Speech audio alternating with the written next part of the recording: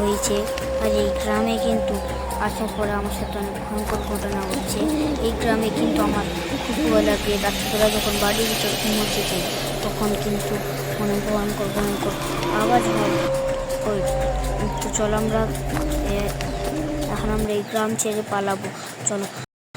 কিন্তু সামনে এটা কি?